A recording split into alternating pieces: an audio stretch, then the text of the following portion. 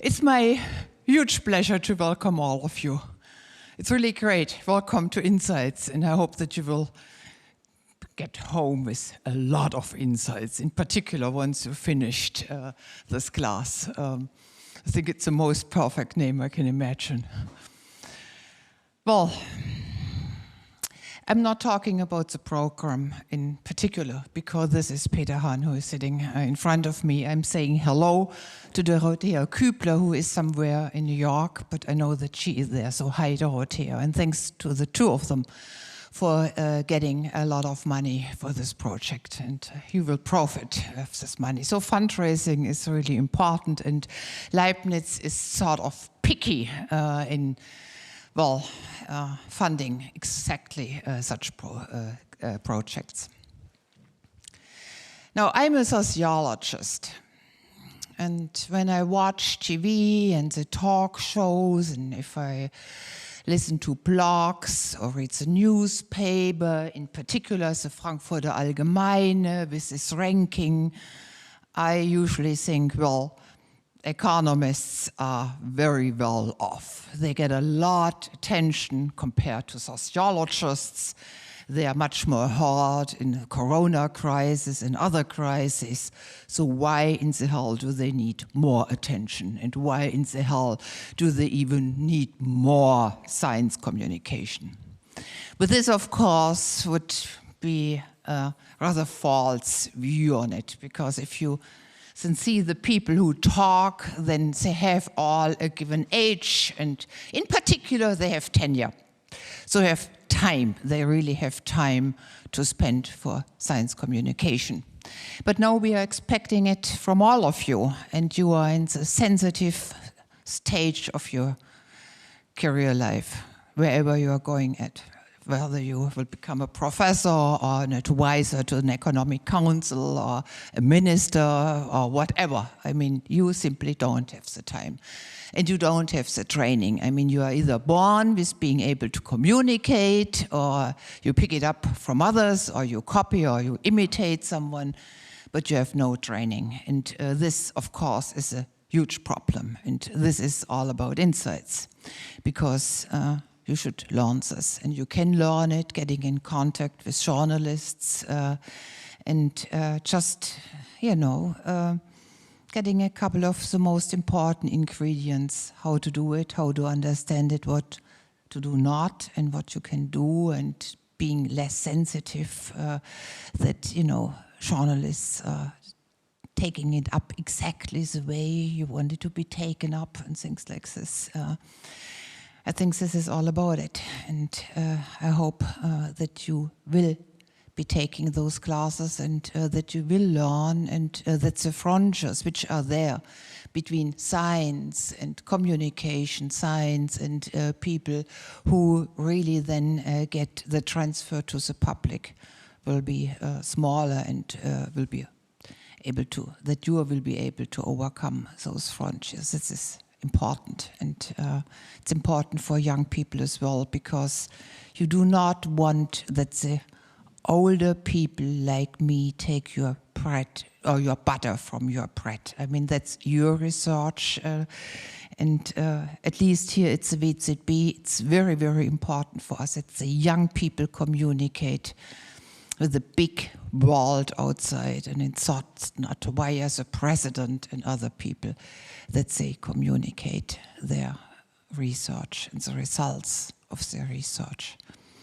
And that's all I have to say. And now I pass over to you, and I think that you are going to introduce the new cohort of the Berlin School of Economics. We are very, very proud at the WZB to be part of this School of Economics. We also think it's a worldwide example. As many of those things we are doing in Berlin. Now, the floor is yours.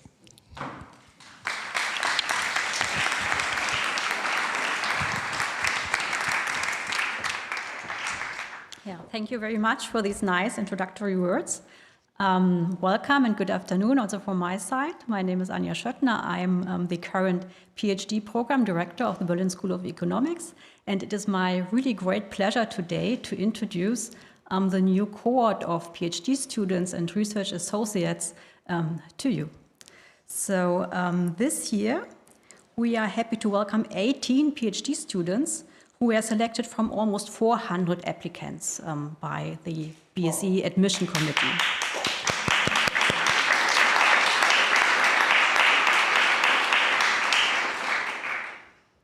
Yeah, and now in the background you see a PowerPoint slide with pictures of almost all of our new PhD students.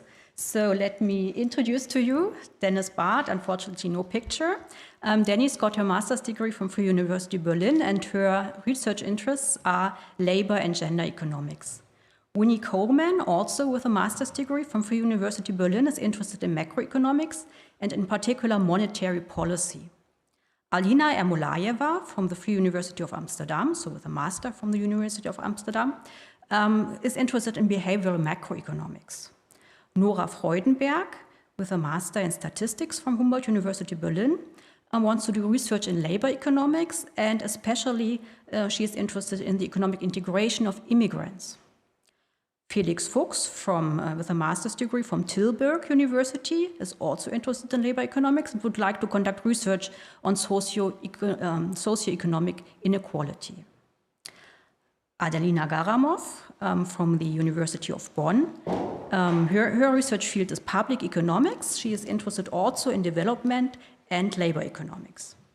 Annika Gehlen, again with a master's degree from the University of Bonn, wants to become a labor economist, and she wants to conduct research on drivers of education, labor supply decisions. Then Fabian Gerstmeier with a master's from Humboldt University. He is interested in microeconomics, especially behavioral and environmental economics. And Rufat Ismailov, the last picture here on the slide, he has his master's degree from Central European University in Budapest, and is broadly interested in microeconomic theory and industrial organization. We continue with Berfin Kardasla. She obtained her master's degree from Paris School of Economics, and also her field is also industrial organization, and she is particularly interested in innovation policy and platform competition. Ekaterine Kvitia, she also graduated from Central European University, in this case the Vienna campus, and she's interested in education and gender economics. Then we have Xing Eli Lin from the ESMT Berlin, and she's joining our accounting track in the BSE. Saha Mahmoudi, with a master's degree from the University of Tehran, she is interested in entrepreneurial and managerial decision-making, and she is going to join the management track in the BSE. Snia Menon, with a master's degree from the University of Oxford, her fields are labor and gender economics. Jakob Niemann, with a master's degree in engineering science from the Technical University, he wants to do research in environmental economics. Fidel Petros, from the University of Lausanne, wants to become a behavioral and experimental economist and is particularly interested in applications to I/O and public economics. Then we have Charlotte Plinke. She has 2 master's degrees, one from the Toulouse School of Economics and then also from the London School of Economics, and her fields are environmental and energy economics. And last but not least, Jiawei Zhang, and he has a master's degree from the University of Bonn and is interested broadly in microeconomics and behavioral theory. So let me extend a warm welcome on behalf of all the BSE members to all of you. And welcome again to the Berlin School of Economics. May I ask a question? Why are the colors different? Because we are forming now a coalition or what? Why are some names in green and some in red? This is a subtle thing. So these are the colors of the Berlin School of Economics icon. Not really by accident. I think some people have thought a lot about that and decided on these colors. But today nobody actually knows what the meaning of the colors is. But We still think they are pretty, so. No, it's not a question about this. I was wondering about the political message. Yeah. So I think it's okay. So I think it's very nice that we have such a diverse group here. So we have PhD students from 9 countries, and I think this diversity, also with your different educational backgrounds and cultural backgrounds, can be a great asset to your joint collaboration in the future. So the Berlin School of Economics also comprises a BSE Research Associates program. And this year we are happy to welcome 7 new research associates, who you can now see here on the slide. So let me introduce also our new research associates to you. So first we have Daniela Cagliari. Daniele got his PhD from the Queen Mary University of London and has just joined the WZB. His research interests are in microeconomic theory and experimental economics. Katrin Huber got her PhD from the University of Passau and joined the University of Potsdam in March this year. And her research fields are labor and family economics. Jonas Jessen, with a PhD from the Free University, is now at the European University Viadrina in Frankfurt-Oder, and he does research in labor, development, and family economics. Willy Leffes got his PhD from the Toulouse School of Economics and is now a postdoctoral researcher at the ESMT. And his research interests include applied microeconomic theory, industrial organization, and digital economics. Sönke Matthews, also from the Free University. He just joined the University of Potsdam, and Sönke applies econometric methods to questions in education and labor economics. Arianna Ornaghi, with a PhD from the MIT, was a postdoctoral researcher before at the University of Warwick and now is an assistant professor at Heritage School. Arianna is an applied microeconomist and is specializing in empirical political economy. And again, last but not least, Dilip Ravindran. He received his PhD from Columbia University and is now at Humboldt. So his research fields are microeconomic theory, behavioral economics, and political economy. So also a warm welcome to all our new BSE research associates. I don't know if somebody is here today in the room. Yeah, there is. Hello, welcome. And yeah, we are very happy that you have decided to continue your academic career in Berlin, or actually Potsdam, or Frankfurt-Oder, and most importantly, of course, in the Berlin School of Economics. Yeah. And judging by all the research interests and work that has already been done by our junior researchers, I think there will be lots of papers with policy-relevant insights that need to be communicated to the public and policymakers. So with that, I hand over to Peter, who will tell you more about the Insights project.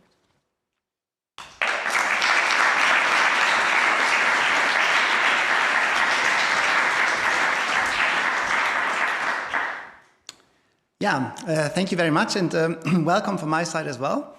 I'm extremely excited and happy that we can kick off now Insights. So I think one, if not the central reason why Dorothea Kübel and I started the whole project was our own experience in communication, which at least in my case was not always very good. So in the beginning of my career, I didn't want to speak to journalists. I was afraid. I thought maybe it's not too interesting what I'm doing, and I was nervous about this. And then I started, and my first experience with journalists, I think I spoke too fast, too complicated, and so on. So not the best experience. And I think I'm not the only person who has this experience. I think most students who start like that feel the same way. And that's not surprising, because we don't get any education in this, right? So we get education in solving methods, developing research questions. We even learn now how to present our stuff to the scientific community. We do mock interviews for the job market. So I think we are very well trained in this part. But outside the academic track, outside academia, we are not very well trained. And I think that's, in a way, a loss for society, because I think what you do or what we do as researchers is important and needs to be communicated to society, because we can improve things along certain dimensions, which I would say the generalists who, in terms of academic terms, who always speak to the media maybe can't communicate that well because they didn't do the research in that field. So it's important that those who are really doing the research start to communicate.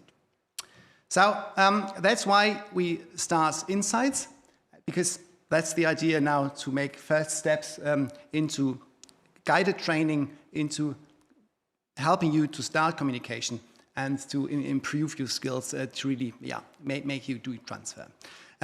Now, the whole project consists broadly of two parts, the green one and the blue one. So the green one, and you can see they're very much interrelated, and the green one is really specific training courses which we will offer. Yeah? So how to communicate, how to speak, how to write, and so forth.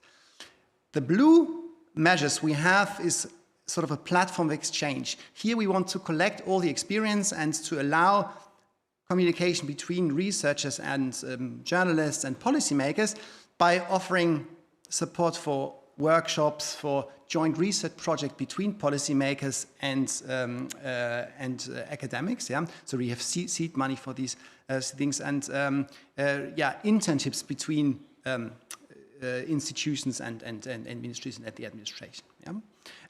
So you will see we'll send around a lot of calls for this project, and you can apply for that, and you can participate in this. We have already sent out a couple of things for workshops, and it was great to see how many good ideas we got from your site.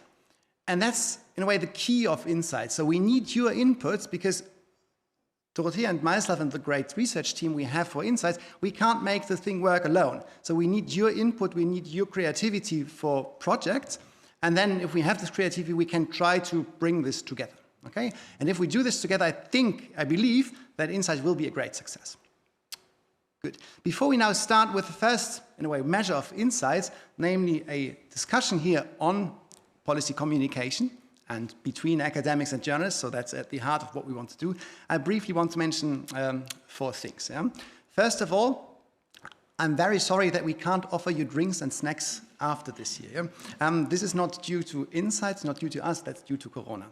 But we have a very good solution, namely we'll benefit from the nice neighborhoods around WZB in Berlin. So the idea is that afterwards, whoever wants to join us, we just walk to Nollendorfplatz, which is maybe not the prettiest area, but there's a nice pedestrian area, so we can sit down and have a drink, and if you want to, can have a kebab or a pizza, whatever. Yeah? So outside after the discussion.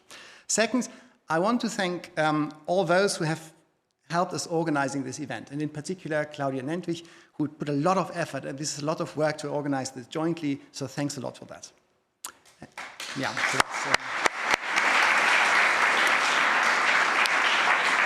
And then I want to thank Leibniz, because they provide us with the funding to do all this stuff, and that's important, so thanks to Leibniz. And finally, I want to thank you and the people who are online, so Moritz and Monika, for the discussion that you participate, that you help us kicking off Insights, and now we are looking forward to your discussion. Thanks a lot.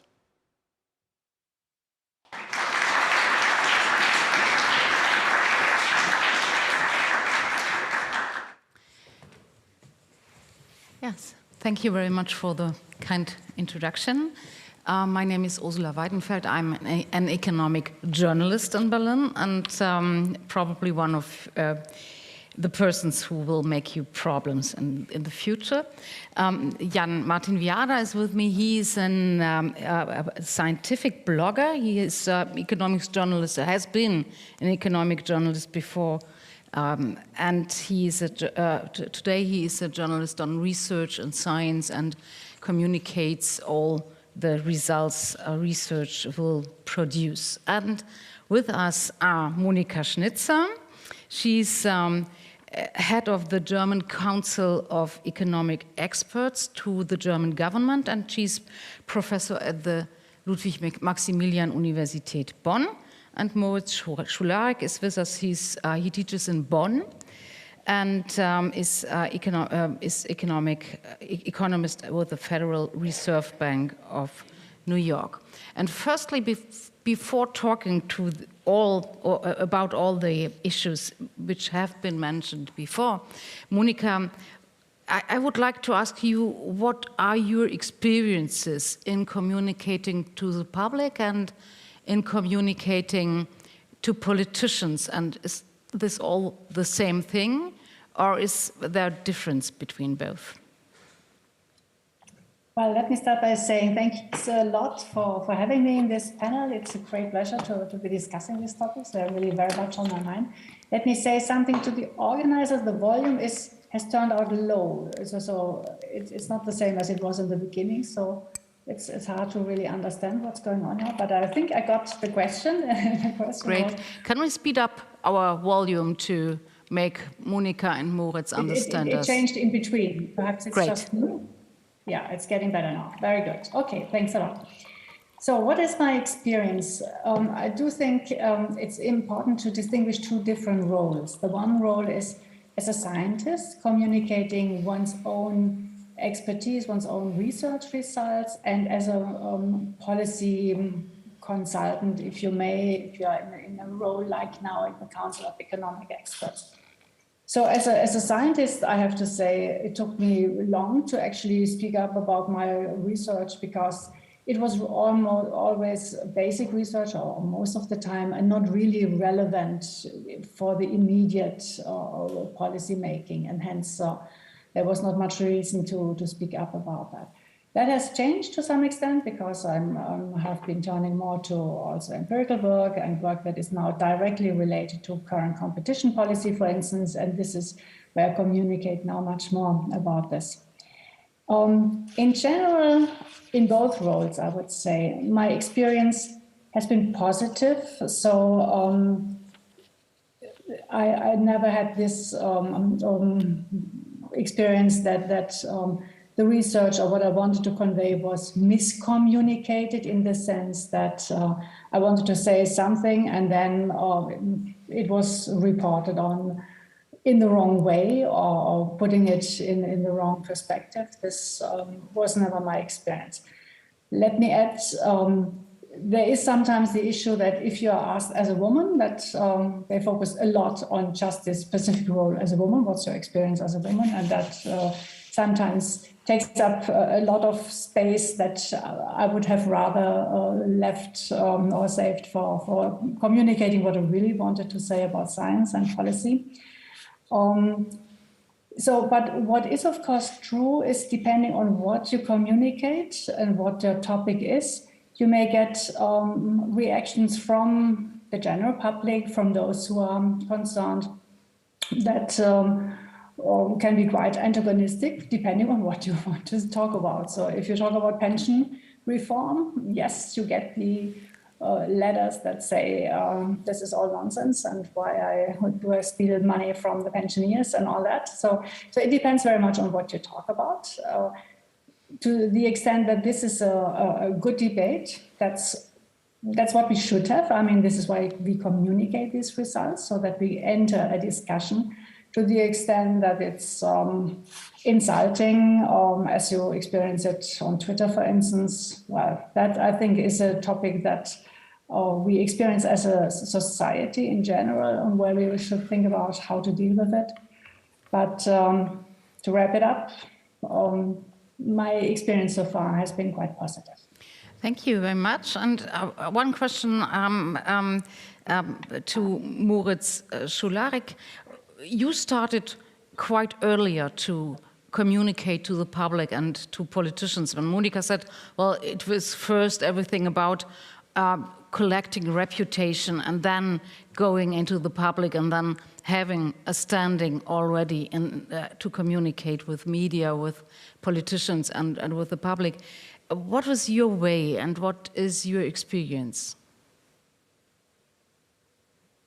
Yeah, thank you very much, and thanks for having me on the panel. I regret that I can't be there in person, but this will do for now. I hope, obviously, to meet you all and the new cohort as well in real life at some point.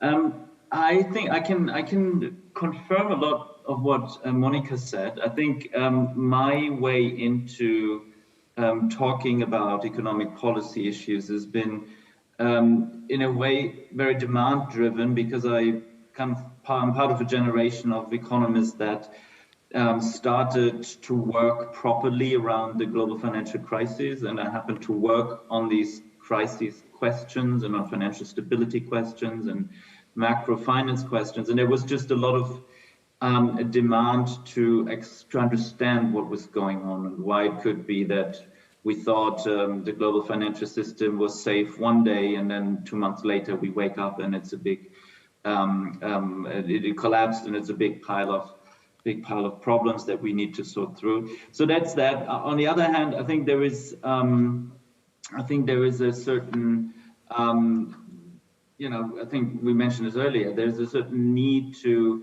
be willing to reduce complex questions to handy sound bites. I guess a sound bite can't be handy, but you know what I mean. There has to be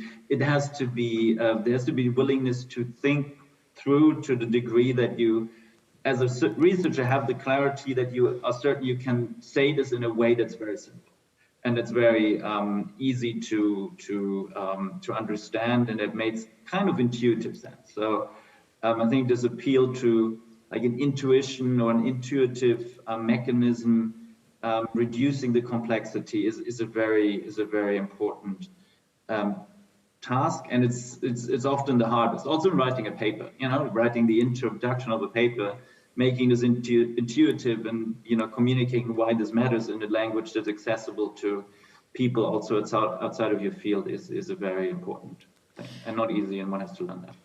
Thank you very much. You mentioned that you first started to communicate into the public with the financial crisis, and that leads to the question: what are you doing and what are you communicating if there are no scientific results already? So you comment on an ongoing process. And how do you decide as a young scientist when to speak up, what to speak, what to comment on? I think that what typically happens, and I think that's for all of us, that's how it started, is that we write a paper alone or with co-authors, and that paper speaks to something that people are currently interested in. I mean, if you're lucky, like me, you happen to write a paper about financial crises that people are interested in at the right time. And then you get questions, and I think then this task of to what extent can you sort of bring across the key insights from the paper connected to what people are interested in. That's often a policy question. So okay, that's all interesting, but what do we do about it now? And that's the task that's sort of the transmission task that science communication or academic communication has to do. Is there always an uncertainty, like especially as you mentioned, when you start early writing a paper about the financial crisis and we don't have the full picture yet?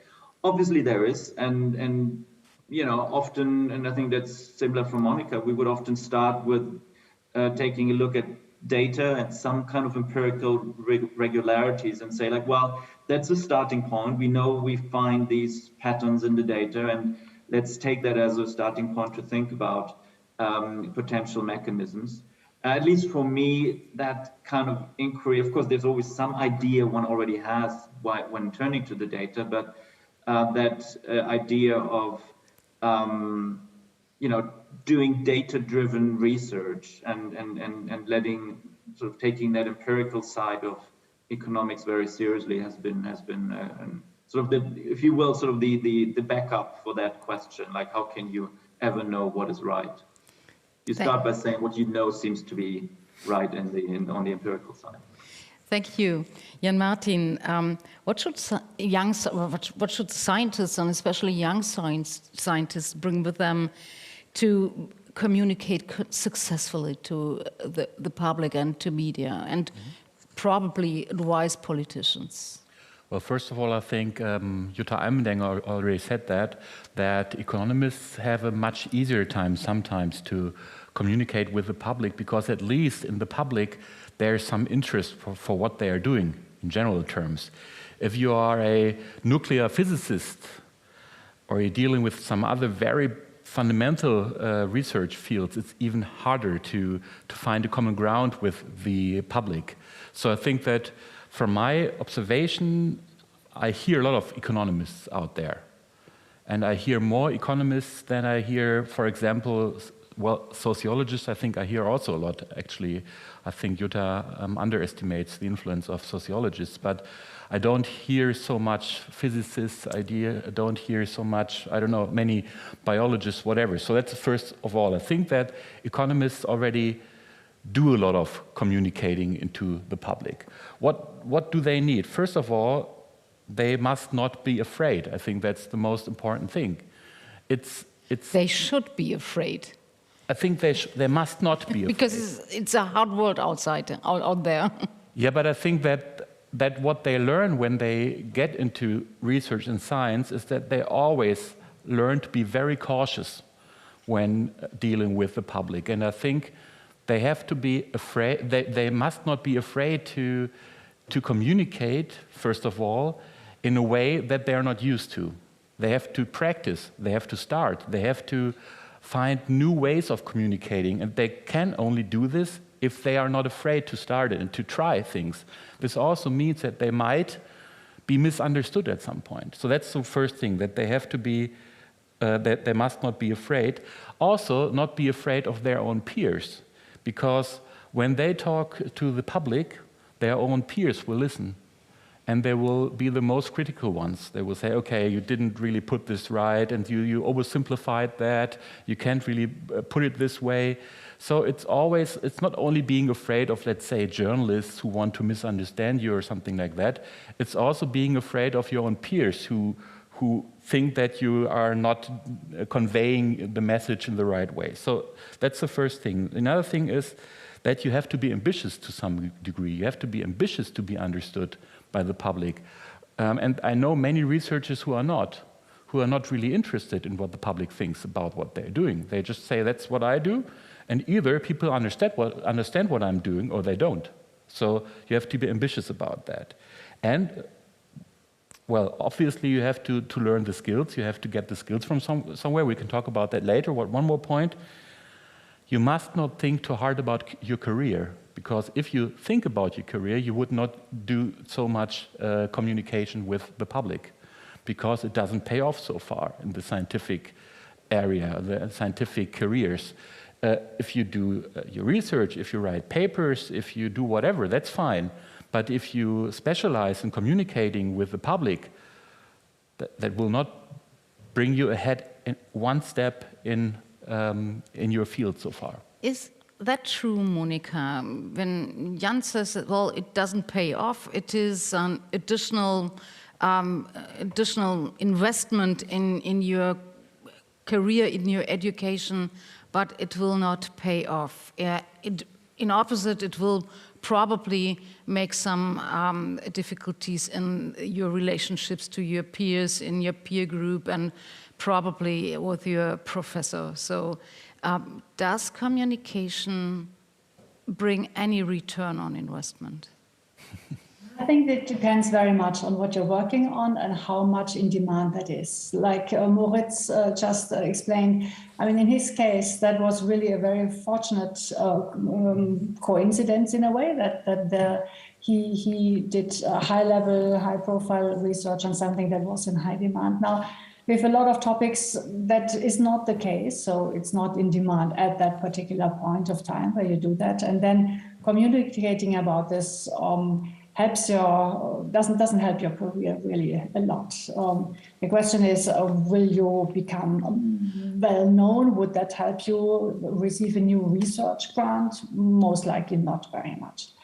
At the same time, I think it's really important that you communicate what you do, because you should be excited about what you do. Why else would you do such research? And so you have to, you should actually be enthusiastic about it and share this. And this is not just talking to journalists, it's also talking at a dinner party about your research. And this is actually where you learn a lot. If you are sitting together with non-economists at a dinner party and you have to relate to them in just a few sentences what you do, I mean, you will see whether they stick to you and talk to you longer during this dinner party or whether they turn away. Well, let's make this a party where you don't sit together and people are not forced to listen to you. You realize very quickly whether you are able to communicate what you do in an interesting style. And I think that's what you should do. because it's interesting, hopefully interesting what you do. Why else would you do it? So yes, you should learn this skill. I think that's very important. On the other hand, we also need to think about this division of labor. At which step in your career do you do this communication a lot? And in an early stage of your career, I think we should have a division of labor in the sense that we should have people who help us, who teach us how to do it, but also who communicate for us. So we should, at institutions like the one we are sitting here, we should have people who help us, who talk to us, where we can communicate what we do, and they help us translate this into something that's then accessible by the general public. And in that sense, I think it's really important that we have programs like that, that we have people who communicate with our help for us, we communicate with their help, so that the general public understands what we do. I think one problem, just coming back to what was mentioned before, yes, economists get a lot of attention, but then also everybody thinks they can judge or have an opinion by themselves. Nobody would do that with physicists, because nobody assumes that that he or she understands what's going on. Everybody thinks they understand what's going on with economics. Not if it's perhaps about cum-ex, then they don't ask about that. But Thank you. If it's about pensions, they definitely do. Thank you. Jan. Well, just one sentence. That's the same with teachers, for example, that always everybody thinks they know how to deal with schools and know better what teachers have to do. That's, I think, a common experience. I think it's a really important point that you say that even if you don't communicate with the media, it's important to be able to communicate about your research during a dinner party or whatever. I think what researchers benefit from is that they learn to talk about their research in a way their own grandma would understand, you know. And if their own grandma would understand it, everybody else will understand it as well. Also, politicians will understand it, but also their peer researchers will understand it, because I think that oftentimes, even within a certain field of discipline, people only think that they understand each other. And they use many, many words, and they make things very, very complicated. But if you try to make their basic fundamental thought very simple, then suddenly you understand something that you haven't understood before. Sometimes I feel that people talk a lot and they talk very complicated, but obviously, if they put it more simple, it becomes even more clearer to themselves. So I think they benefit themselves from it. One more thing about the division of labor, I completely agree that the senior researchers have to be first. They have to communicate with the public, with the media, because they can afford it career-wise. But I also think that we have to do something about the incentives that build careers in a way. Right now, everything is focused on research. It's not focused on teaching, it's not focused on communication, it's not focused, at least in many disciplines, on transfer knowledge into society. And I think that if we really want to make a difference, we have to talk about changing those incentives, shifting them away from only the research part. And I think this is one of the fundamental tasks that many disciplines have ahead of themselves. Let's stay a few minutes with the communication task of scientists by themselves. Moritz, is it in the end then all about entertaining and reducing your research to a level which everybody with your grandmother, which your grandmother understands? That is.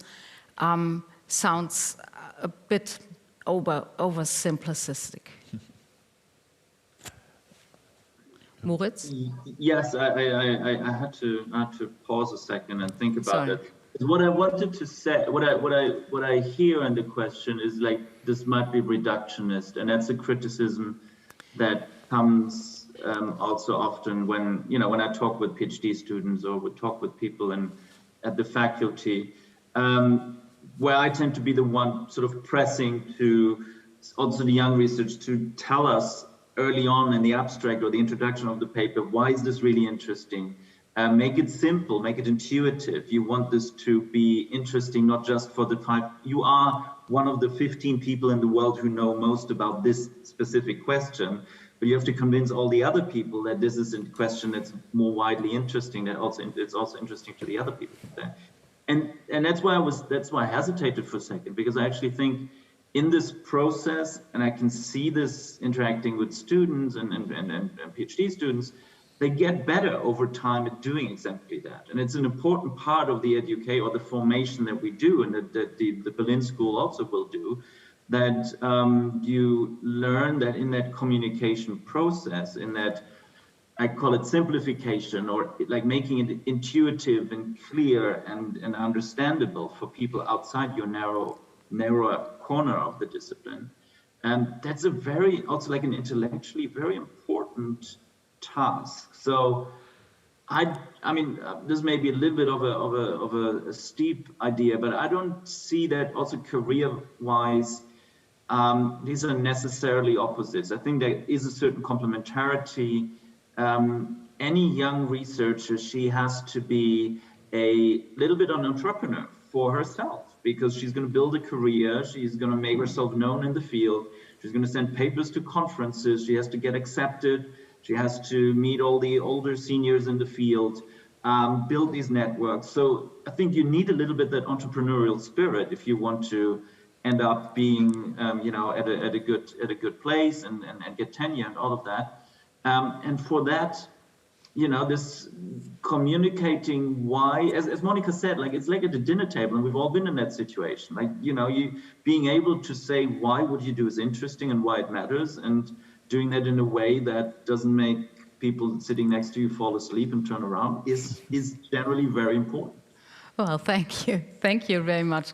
I would like to mention that everybody in our on-site audience is invited to ask your questions and to make your remarks whenever you want to. Just give me a hand sign and we will just involve you in our discussion. But firstly, I would like to raise the COVID-19 crisis. And the question, well, there was a lot of people who were interested in research suddenly, and they were interested in progress of science, of scientists. But in the first month, there wasn't much progress, and scientists had to talk not only on their research, but being honest to say, well, there are no results, we don't have any results in terms of the economic development, on our economic decisions, on economic policy decisions. We don't have anything like that. But there was, but journalists and even politicians asked for advice, for comments on that. How do you deal with that if you don't know anything, but you are invited to comment and to be the expert in COVID-19 economic questions, Monica? It was not only you, but you were one of them. Okay.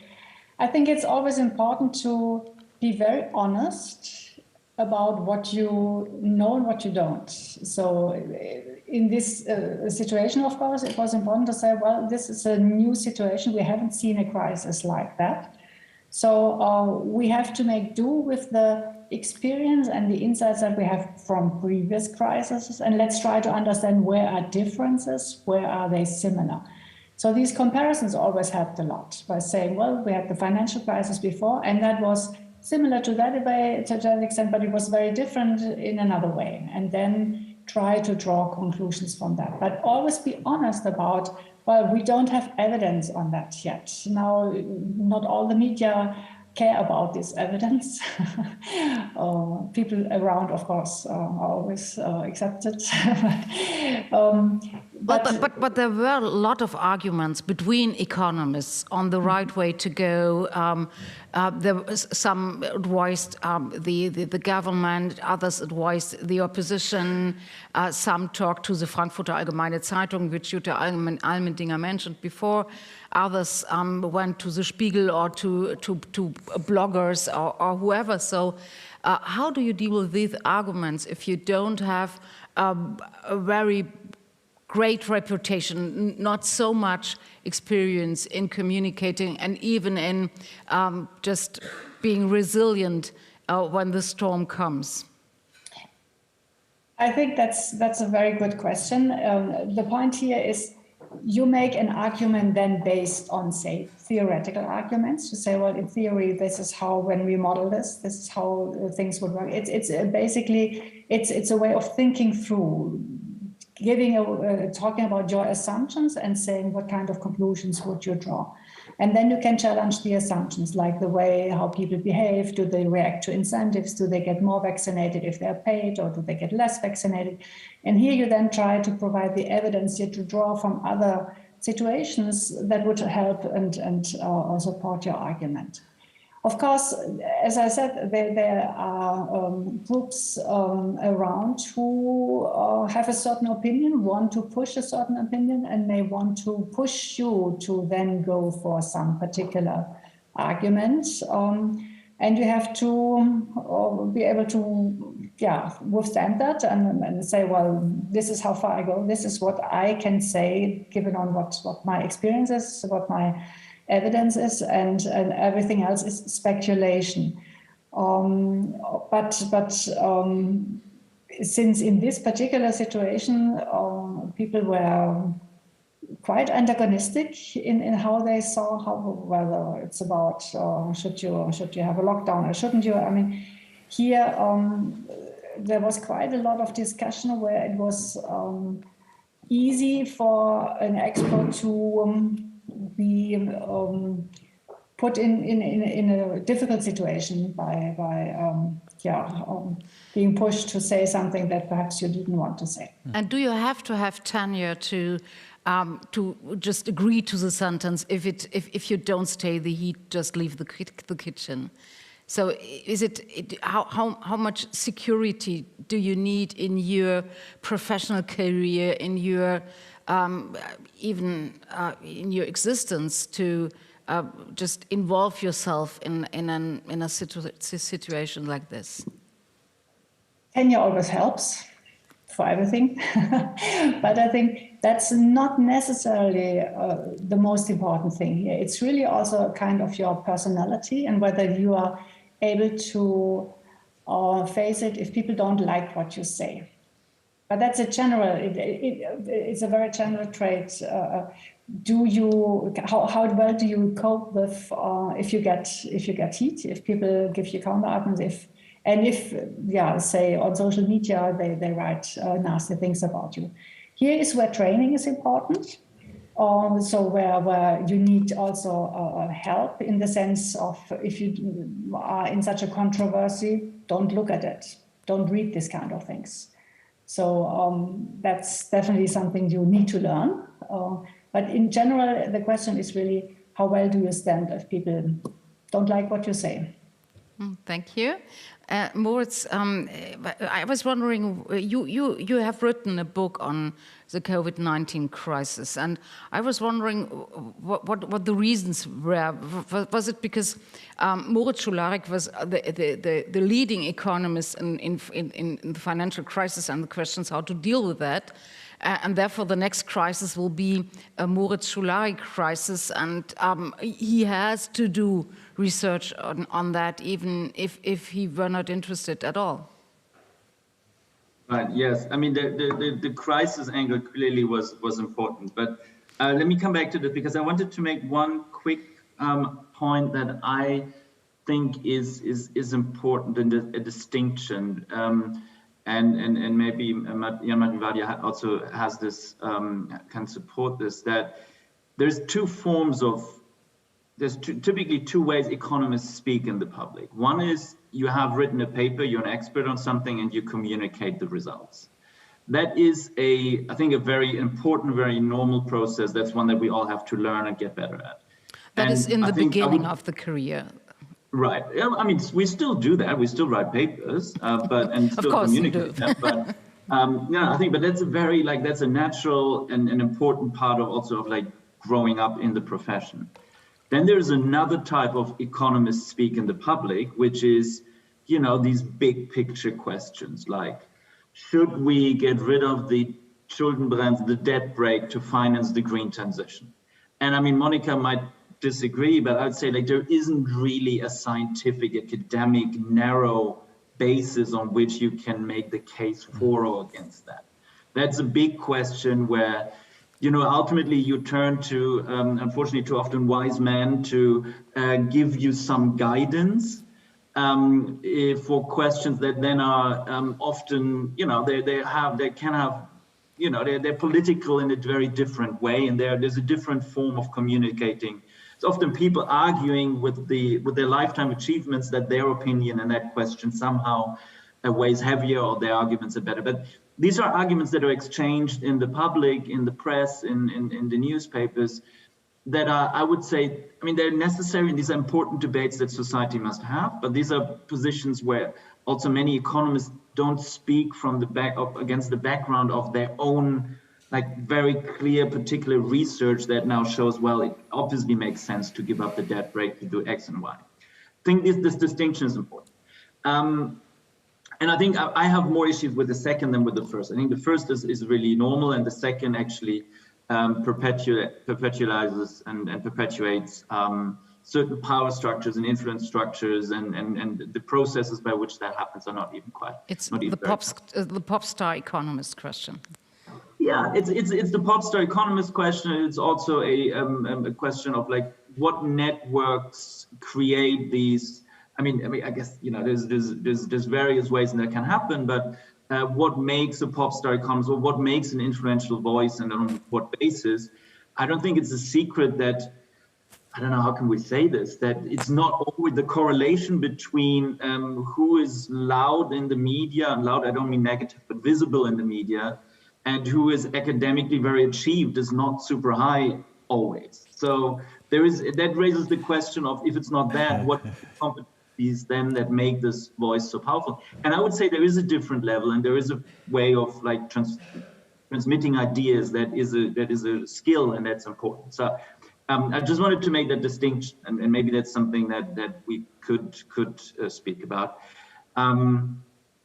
Yeah, so I'm happy to talk about my little book essay and how that came about, but I can also wait another 5 minutes if you want to continue here. I saw that there was a reaction. Thank you. Jan Martin. Actually, I wanted to say something else, but let me first touch on your last point, the one that you made.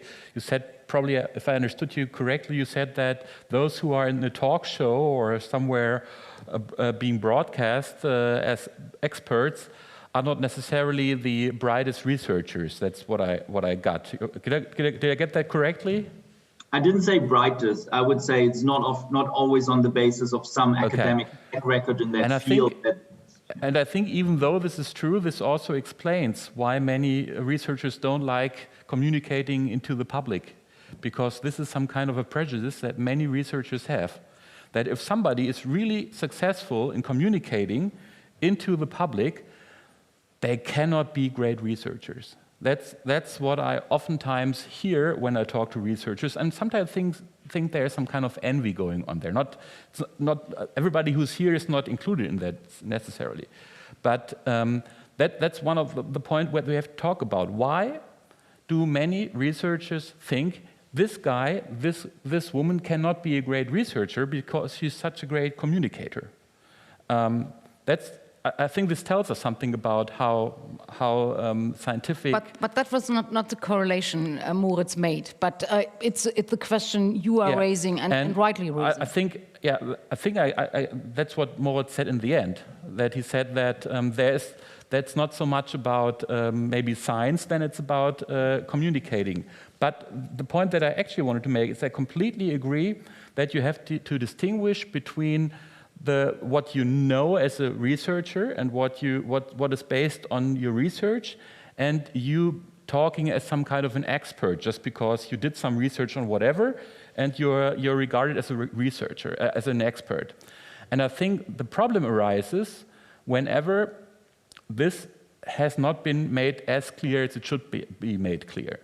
And this can be the media that don't make it clear, and sometimes researchers don't make it clear themselves. And so I think this is a very crucial point, that you always have to make clear what's the basis of what I'm talking about. And I mean, the media, many journalists, they are, in the Corona crisis, they were hunting for sound bites, sure. They were just, you know, they're interviewing researchers and they're waiting for the 1 or 2 sentences that they want to use, and they don't use the whole context.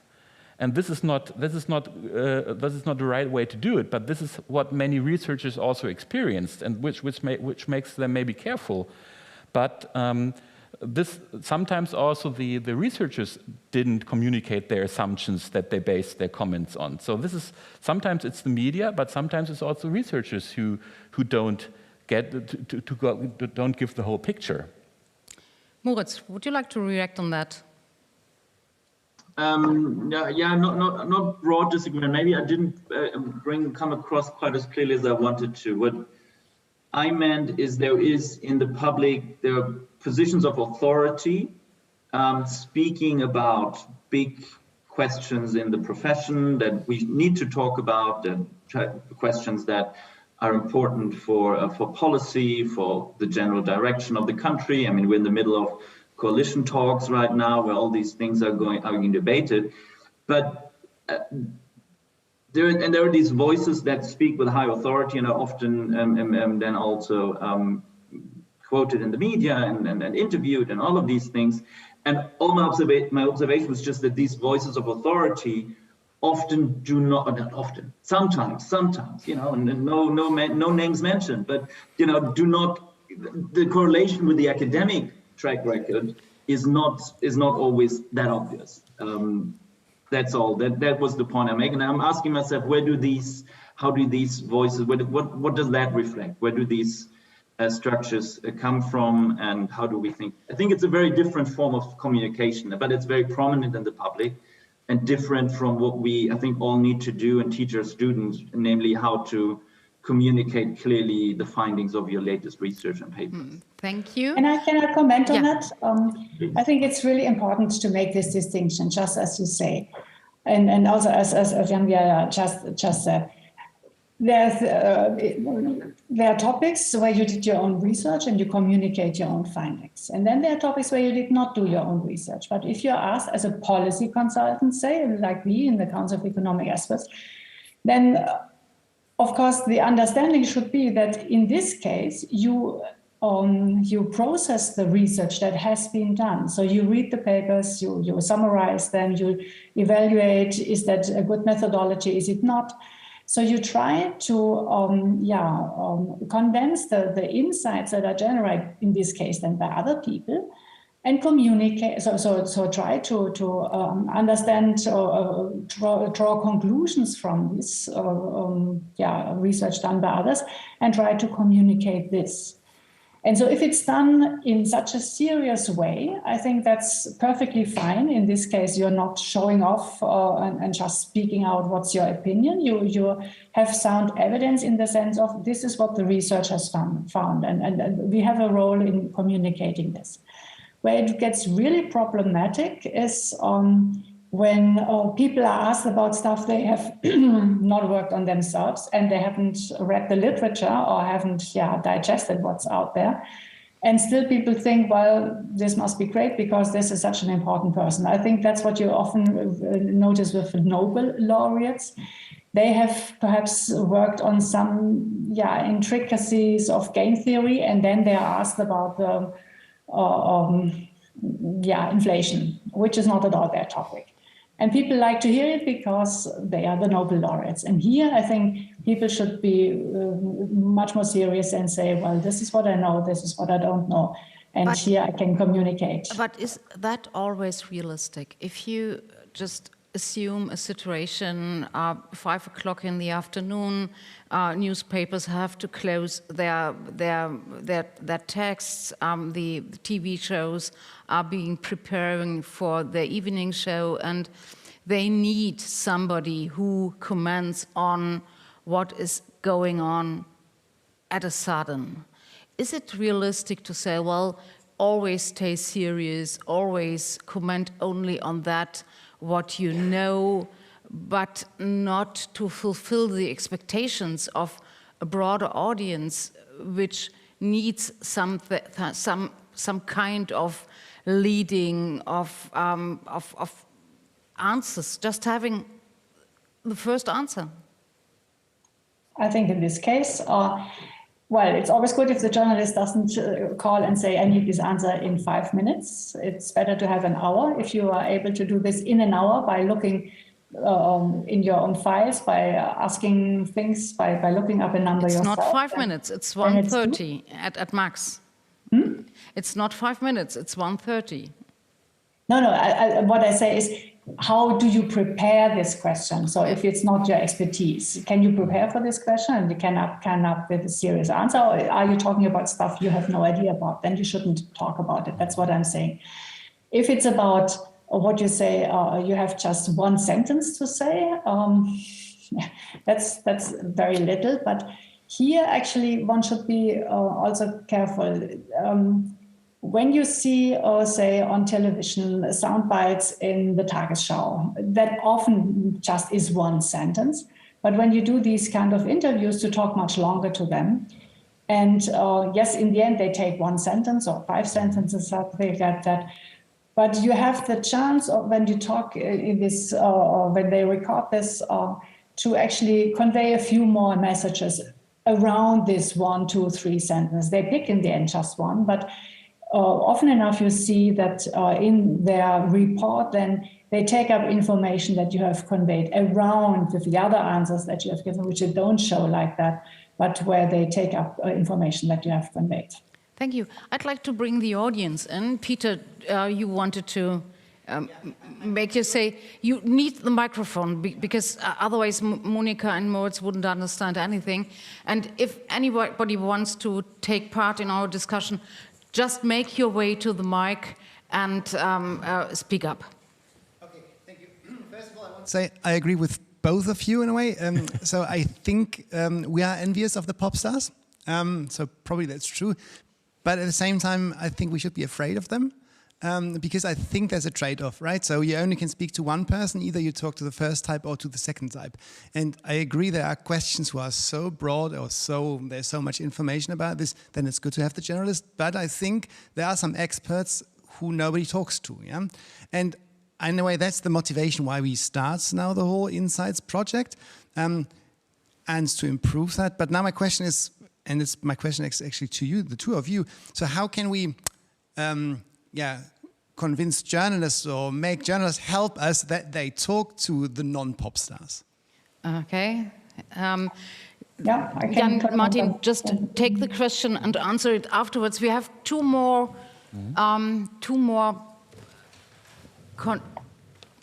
Yes, please. Yeah, thanks. I just wanted to say, bringing the whole discussion maybe back from the pop stars more to the people in this room. Could you introduce yourself? Sorry, shortly, I'm please? Katharina Wrohlich, working at DIW, and I've done research for 20 years and research communication for maybe 15 years.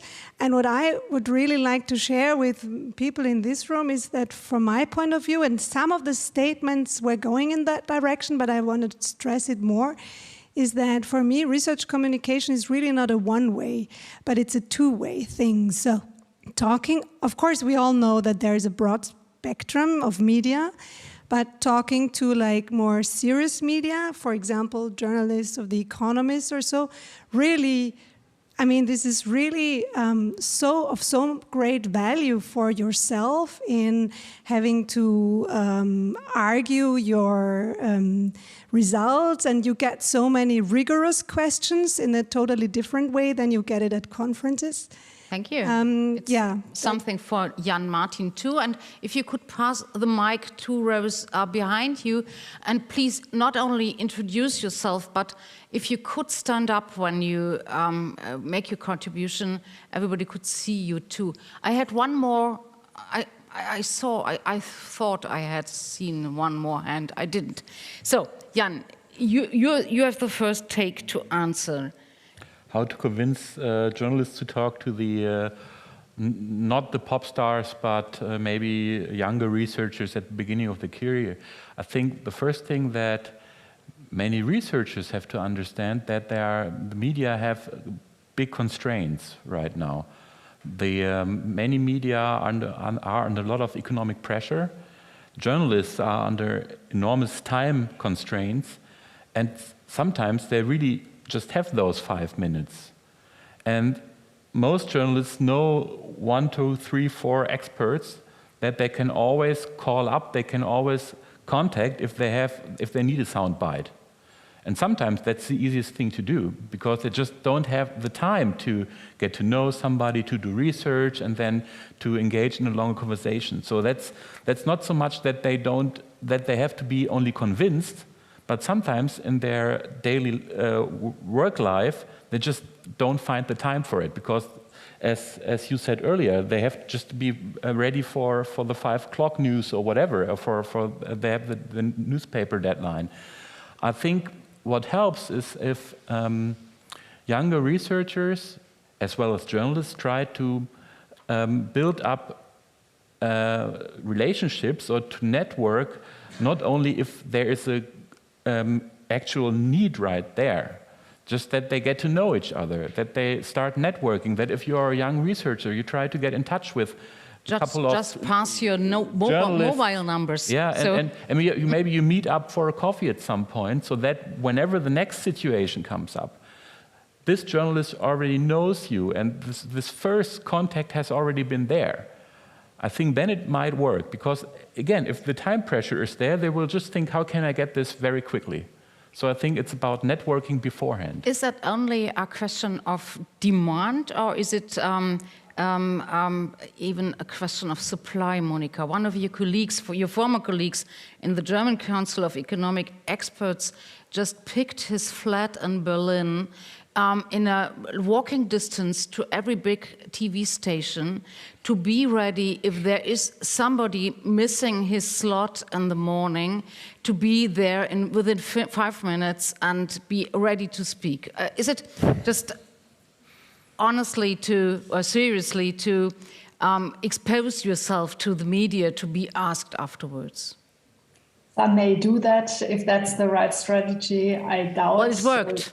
Yes, but I wouldn't put that as a role model for the young people. What I do think is, and this is again now where we come to your program and these institutions where you do your career, it helps if these institutions have a media channel that broadcasts, that publicizes the research done at the institution. And the goal should be that journalists follow, say, WZB on Twitter and see there's a new research on something topical that's interesting. So that's or on Voxing or so, and that actually helps, I think, quite a lot. If whatever you have to share is shared in media that is accessible to journalists, that journalists follow, so that they can then, if they see something that's interesting for them, actually contact you. The other thing I think is that as senior economists, we tell about these people. So if somebody else says we don't have time or it's not our topic, that we then say, but I do know somebody who could give you an interview on that. I do that quite often, and it does work. So sometimes I hear back then, well, that was wonderful. We had a great discussion, and I use that. It doesn't always work, because sometimes that may be too much time for them, but I think these are 2 channels that we should use. Thank you. Moritz. I don't think I can add much at this point. I think a lot of it has been said. I do agree that it is important to some extent, I think, also for you researchers in thinking about the topics they're going to work on. Obviously, no one can tell you what to work on, but taking on that feedback from what is considered interesting, what journalists ask, where there is some, I mean, you know, there's a little bit of a you notice when there's interest in your paper and these things happen, and you also notice when you write a paper where there is very little interest, and that's not because you change your you know, your publication strategy or your PR strategy, but some questions are more, they hit the zeitgeist and they get picked up a lot. And I think that idea of you know, that obviously, like, if you're a micro theorist, I mean, you know, that's not the strategy to go. But like, if you're interested in sort of like day-to-day economic policy questions, taking that feedback on board and having a close eye and sort of an ear on what's happening in the media and the debate, what are the questions people are interested in, is a good idea. And isn't that a temptation too, to involve yourself in research you are not precisely interested, but the public is interested in? I mean, I think we can't do research that we're not interested in. It would just be too hard. But if you have the choice, let's think about it as a choice between two topics, and you can't decide. I wouldn't say the one that you think is actually, that's the one everyone asks me about. I wouldn't say it's a bad idea to maybe go with that if you have no other criterion to go by. You know? Thank you. I'm looking around whether there are some more remarks in the audience. Yes, please. The mic is on its way to you, and if you please introduce yourself and stand up, that everybody can see you also. Hi, I'm going to direct myself at the PhD cohort. I'm Celine Sadisha. I'm an assistant professor at Humboldt. And something that hasn't been said before, and I'm addressing especially the women and the people of color in this room, is that you're going to be facing backlash depending on what kind of science you're communicating, right? So these topics about maybe the pandemic, or I saw a lot of people being interested in gender equality or discrimination or migration. Those are things that are heated debates in the public and on social media. So just saying that this is a positive thing overall would be oversimplification. You're providing a public good, but you're also exposing yourself. And this is an active trade-off that you're making, and you should, and I hope that BSc Insights will provide a platform and a safe space for those people to reach out and to be protected of this kind of harassment that you will receive online if you do research about these things and can communicate them. Well, and this is a direct invitation to all of you who plan to do that, to reach out and share experiences. Thank you very much. That was very important. And Monica said in the beginning something to this issue, precisely, do not read everything which is written in social media about you, on you, and not only on your research, on your experiences, but also on your gender, your race, and your color. So I would like to, if there are no objections, I would like to come to the final round in this discussion, and I would like to ask you to think about 3 recommendations you would make for young scientists who are at risk of their public appearance because they do not have tenure, they do not have the security, that everything what she says will diminish in the broad media stream. What are the main 3 things one should have in mind? Jan? Well, I think first of all, just as you described it, there's no real solution to it unless the senior researchers work on changing the system. I mean, how can you put this on, make this to a burden to the young researchers that they have to deal with the system if the senior researchers don't change it? So first of all, we have to change the incentives. We have to change the career incentives so that it makes it worthwhile in a way to engage into science communication. That's the first thing. I think that it's not about the young research, it's about the senior research, it's about the system. And second thing is, to some degree, you have to be brave. I think if you really go for it, there is no. I completely agree with what you described as a problem, but I don't think that there are safe spaces there. If you go out there and you communicate, you will always get into those situations. Well, this program is a safe place. Yeah, no, I mean, to train. But I understood that you meant when you reach out into the public, you will always get those voices out there. I mean, I'm really not in a position that I'm a man. I'm not a minority, not anything, But as soon as you communicate on issues that are contested, you face voices and hatred and everything, that's all out there. And I can only imagine how it must be if I were in a different situation. So I think you have to be brave, and there is no real safe space if you communicate out there, because the only safe space, as Monica said, is you have to create it by not getting yourself too much involved in that. Thank you for being so optimistic. Yeah, I mean, that's great. it's the system. I think it's the system, and it's not. I mean, I could say, well, young researchers, everything will be great if you only try to. It's the system that has to be changed, and it's the senior researchers that have to work on that. And as long as the system is as it, then you have to be brave. And I think it's worthwhile. I mean, I think it's great communicating with the public, but it's really not easy. It's not.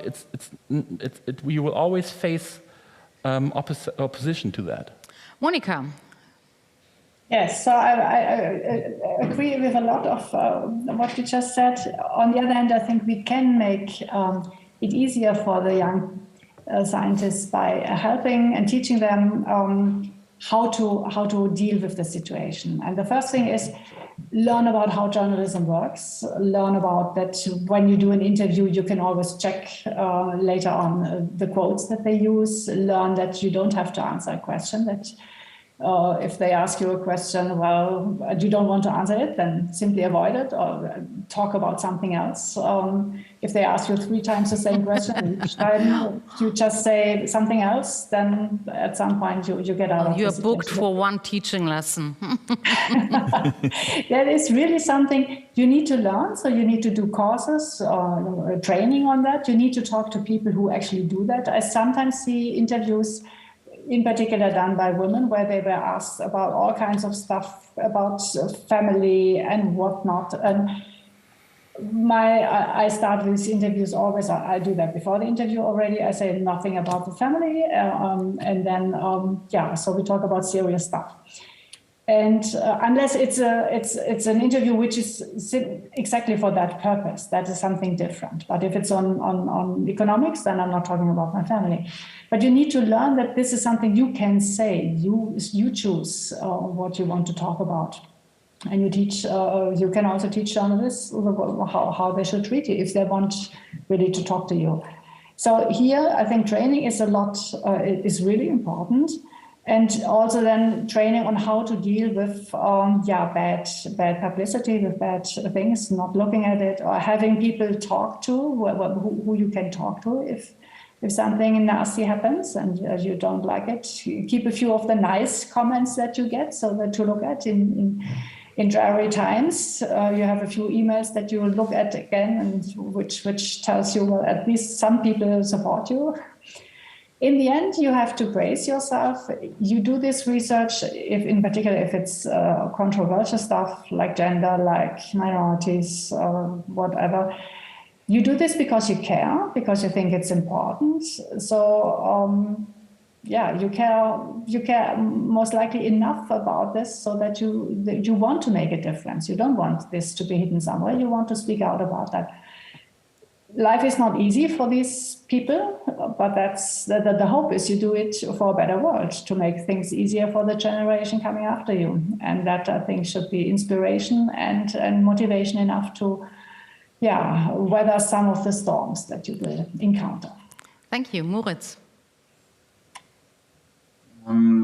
Again, maybe one point that we've kind of touched upon before, but I think my main, when it works well, I think I come out of an interview, I come out of an interaction with journalists as thinking like, this has actually clarified for me how I think about stuff. And that doesn't happen all the time. And I'm actually now, I mean, as Monica said, there's this, and Jan Martin, there's the soundbite industry, and the soundbite industry just takes your time and is typically not, I mean, you're probably going to do it for the first 3 times because it's nice to be asked, but then it's just like an enormous organizational thing for, in the end, not much meaningful input from your side. So, but like sometimes there are these interviews and there are situations under their op-eds and other things that force you to communicate something in a way that is accessible to other people and to the wider public, that helps me or has helped me think through really about the implications of the research, or maybe even where it should go next. I mean, there's been interviews that say like, oh, we've been talking about how inequality and savings supply are linked, and well, but really in an integrated capital market globally, one should think about this not just from the perspective of one country, but from the perspective of all countries. And it was like an idea that came up in an interview where that question was actually asked by a journalist. And so there can be fruitful sort of two-way traffic as well. And so, but taking these opportunities to interact as an opportunity to sharpen and clarify your own thinking. I think that's in the best worlds, that's what I get out of it.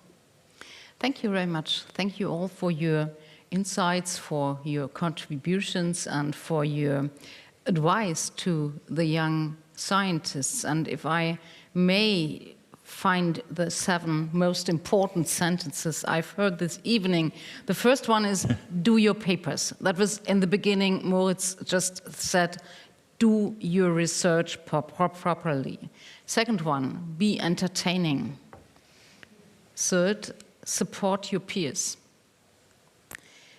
4, learn about journalists and their work. 5, be brave. 6, make your choices. And 7, stay serious. Thank you for being here this evening, for being in the programs. Thank you all for the invitation to do this discussion, and have a nice evening and have a nice program. Thank you very much.